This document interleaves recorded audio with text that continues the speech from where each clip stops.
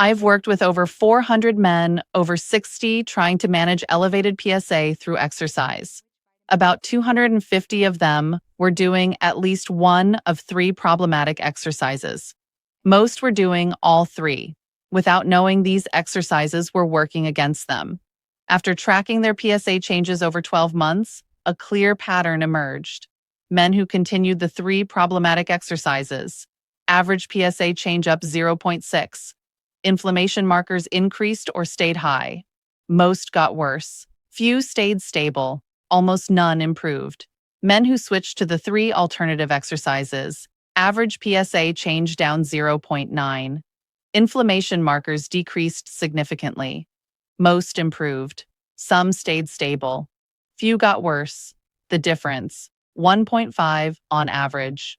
Same age group, same commitment to exercise, same baseline health, different exercises, completely opposite results. Client 1 did heavy squats, leg press, cycling.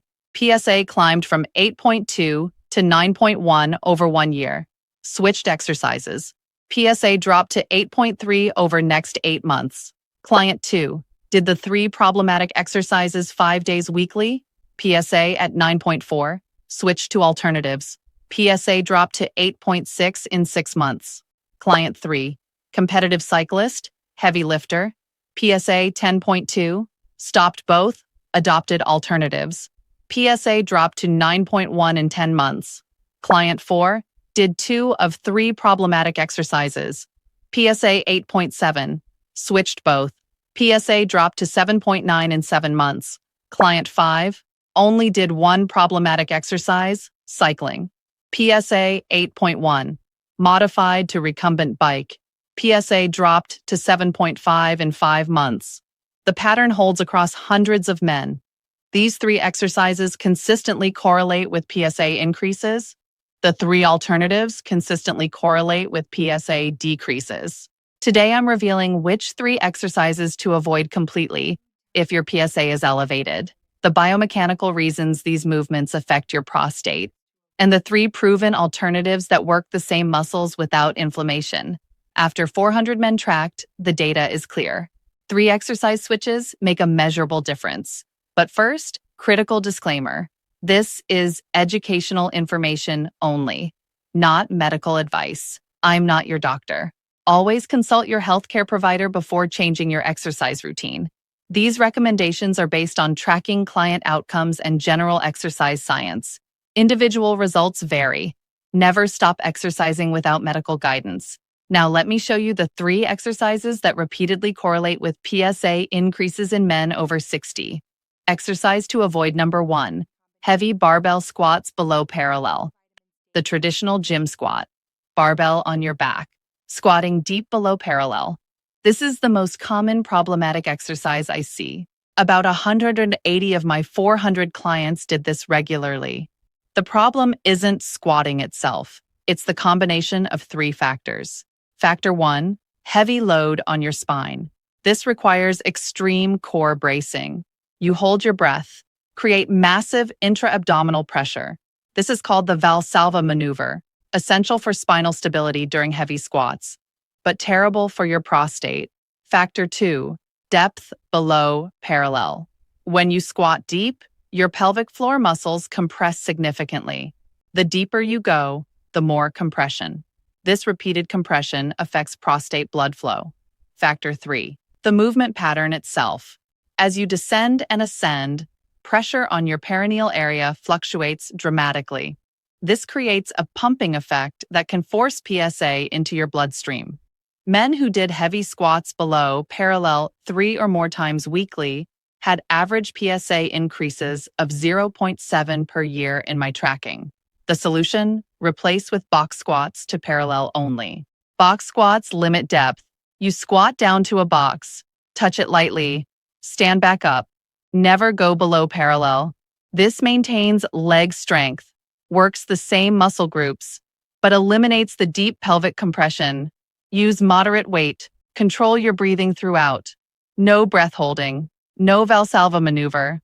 My clients who switched from deep squats to box squats saw average PSA decreases of 0.4 over 6 months. Same leg workout, different movement pattern. Opposite PSA effect. Exercise to avoid number 2. Prolonged cycling on standard bike seats. Road bikes, mountain bikes, spin classes, any cycling where you sit on a narrow saddle for extended periods.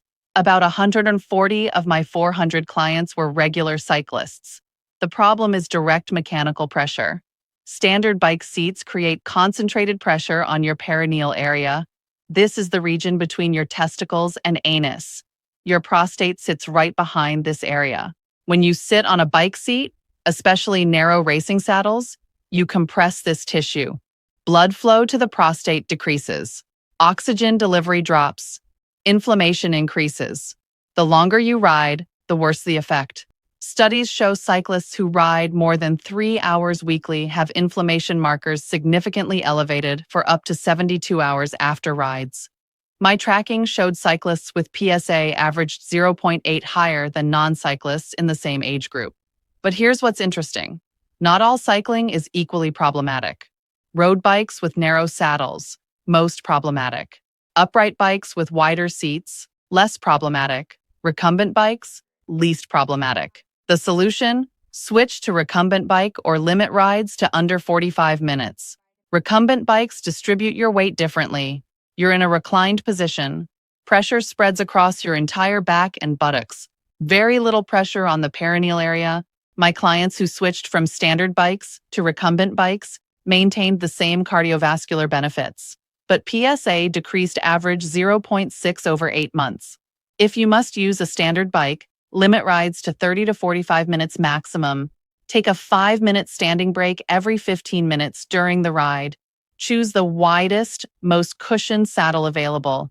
Never do high-intensity cycling that requires you to bear down on the seat repeatedly.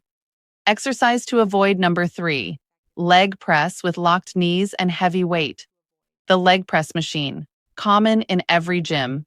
You sit reclined, place your feet on a platform, push heavy weight up by extending your legs. About 160 of my 400 clients did leg press regularly. The problems are multiple. Problem 1, pelvic position. You're sitting in a reclined seat with your pelvis tilted. This position already places pressure on your pelvic floor. Adding heavy weight makes it worse. Problem 2, locked knee position. Many men push the weight until their knees fully lock. This creates a pressure spike throughout your pelvis. Your pelvic floor muscles compress forcefully. Problem 3, repeated compression cycles. Each repetition creates a compression and release pattern. 10 to 15 reps, 3 to 4 sets, 40 to 60 compression cycles per workout. Men who did heavy leg press with locked knees had average PSA increases of 0.5 per year. The solution? Replace with Bulgarian split squats or step-ups. Bulgarian split squats, one leg at a time, back foot elevated on a bench, front leg does the work.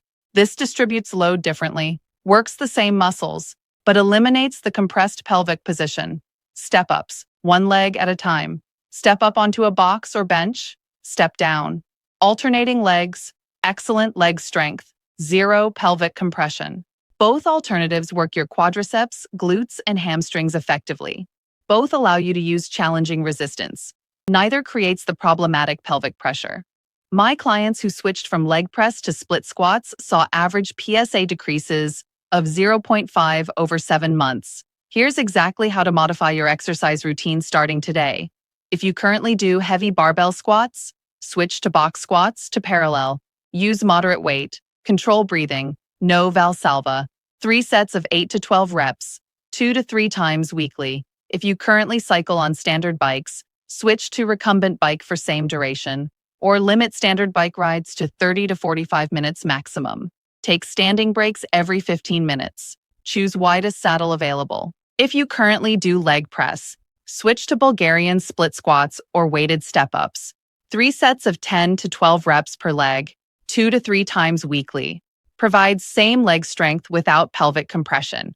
Based on tracking 400 men over 12 months, month 1 to 2, you'll adjust to the new exercises. May feel slightly different. Stick with it. Month 3, about 60% of my clients saw small PSA decreases, average 0.2. Month 6, About 75% saw measurable decreases, average 5/10. Month 9, about 80% saw continued decreases, average 7/10. Month 12, about 85% saw sustained decreases, average 9/10. Not everyone improves. About 15% stay stable or increase slightly despite the changes, but the majority see clear benefits from these three exercise switches. The common thread among the three exercises to avoid, they all create significant pelvic pressure or compression. Pelvic pressure reduces blood flow to the prostate. Less blood flow means less oxygen. Less oxygen means more inflammation. More inflammation means higher PSA. The three alternative exercises work the same muscle groups, provide the same strength benefits, but use movement patterns and positions that minimize pelvic pressure. Better blood flow, better oxygen delivery, less inflammation, lower PSA. It's not about stopping exercise. It's about exercising smarter for your prostate health. Additional considerations. If you do other exercises not mentioned here, they're likely fine. Upper body exercises, generally safe. Bench press, rows, shoulder press don't affect pelvic area. Walking, light jogging, safe. No significant pelvic compression. Swimming, excellent. No impact, no compression. Yoga, stretching, generally beneficial. Just avoid poses that create extreme pelvic pressure. The three exercises to avoid are specifically problematic because of their unique combination of heavy load, pelvic position, and compression patterns. Let me be very clear about what these exercise changes do and don't do. Switching exercises does not cure prostate disease, does not guarantee PSA will decrease, does not replace medical treatment. What it does is eliminate exercise patterns that may contribute to inflammation and PSA elevation. Many factors affect PSA. Exercise is one piece. Diet, stress, sleep, medications, underlying conditions all matter.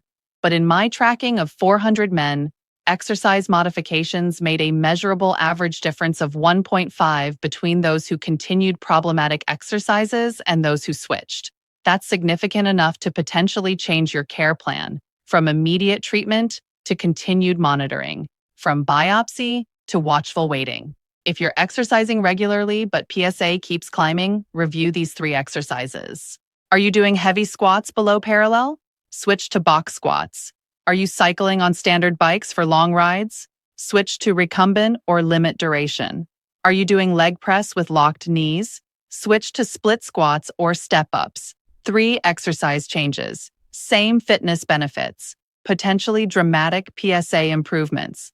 Subscribe because next week I'm revealing the 3 foods that affect PSA just as dramatically as these exercises.